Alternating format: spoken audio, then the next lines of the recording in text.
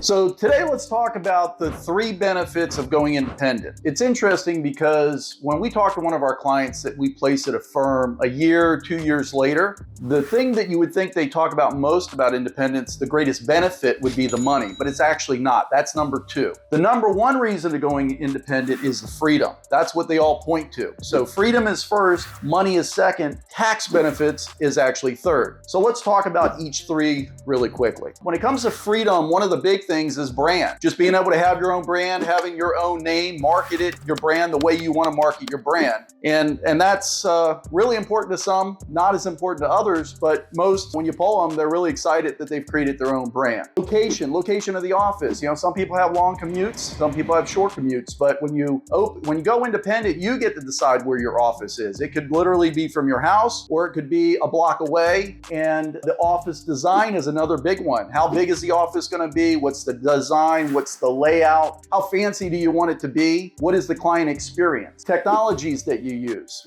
Really, you can, as an independent, you can pretty much use, any technology you want to. And of course, it's all a write-off, which we'll talk about in a minute. But any technology that's out there, you can use. Marketing freedom. You can market how you want to. Hiring and firing at will. Everybody has a sales assistant that they can't stand, and their branch manager at a W-2 firm decides which one you get, how long they're going to stay there, when they're going to switch, and you have no control over that. As an independent, you totally earn control. You hire them and you fire them if they're not working out, and you get a better one. Remote work.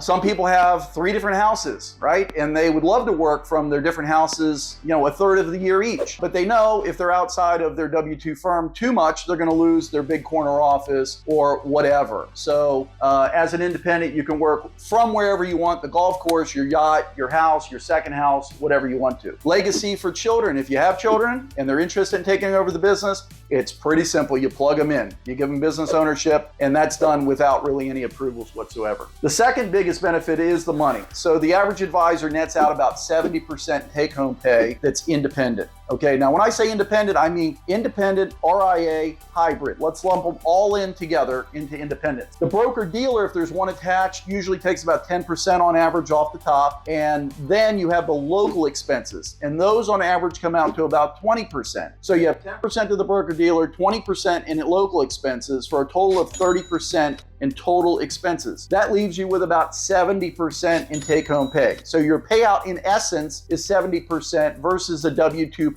firm, which is usually between 30 and 50%. Book ownership. As an independent, you own your book. Books nowadays sell for about 2 to 3 times revenue. Could be a little less, could be a little bit more. It just depends on the situation. But if you're $1 million producer, your book is worth now $2 million, which you on your personal financial statement is an asset. It can be sold as an independent literally within days. We would have a bidding war if you called us saying, I want to sell my book. We'd have a bidding war by the end of the afternoon. Haircuts, no more discount sharing, none of that stuff. Hire other FAs to work under you. That's a big financial strength as well. You can bring in other advisors. You can make them W-2. You can make them a 1099. You can do whatever you want to with them. You can make 5% off of them, or you can make 50% off of them. But now you're the business owner, so you can do that. And then the last one is the transition money. Many people don't realize as an independent, you get transition money. They think only the W-2 firms give transition money, but that's not true. The typical independent firm, and there's about 100 of them, they give you anywhere from 0, okay, some do give 0, up to as much as 100%. The average is between 30 and 50% of your production. So if you're $1 million producer, you're going to get a check for $300,000 to $500,000 to help you start your business. It's not going to cost nearly that to start your business. It'll probably cost $100,000 tops, but the rest of the money keeps you sleeping at night while you're trying to transition your book over. And then the last one we'll touch on, I'm not going to get into this too deep, but the tax benefits. All of you that are watching this video are probably financial advisors, so you understand at least the basics of tax deductions. See your accountant, but pretty much everything becomes a write-off as a business owner. If you have clients all over the country, fly down to Florida to see your client, you have a half-hour meeting with him, you talk business, you go over their portfolio, and then you take the kids to Disney. And a big portion of that trip for you and your spouse, if she's an executive of the company, becomes a tax deduction. Again, see your CPA. I'm not an accountant, So I don't want to get deep into that. So those are the 3 biggest reasons people go independent when we poll them